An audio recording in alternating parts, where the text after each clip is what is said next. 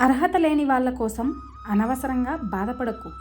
మీ యొక్క ఓదార్పు విలువ వాళ్ళు ఒంటరైన నాడు వారికి తప్పకుండా తెలుస్తుంది. జీవితంలో కొందరు గుర్తుండిపోతారు, ఇక మరికొందరు గుర్తుగా ఉండిపోతారు. అవునా? గుర్తుండే వాళ్ళు ప్రేమని నేర్పిస్తే, గుర్తుగా ఉండేవాళ్ళు గుణపాఠాన్ని నేర్పిస్తారు కాదంటారా? ఎన్నాళ్ళని ఆ కర్మని అలా నిందిస్తూ ఉంటావు? ఇంకెన్నాళ్ళని ఆ కన్నీటిని అలా చిందిస్తూ ఉంటావు? అయినా కత్తి పట్టాల్సిన చోట కన్నీటితో ఏం పని? కథనానికి సిద్ధపడు. కర్తవ్యం అదే బోధపడుతుంది. ధైర్యంగా ఉండు, దారి అదే దొరుకుతుంది. జీవితంలో ఒక్కటి మాత్రం మర్చిపోకు, విశ్వాసంతో ఉన్నవాడికి ఈ విశ్వమంతా కూడా తప్పకుండా సహకరిస్తుంది.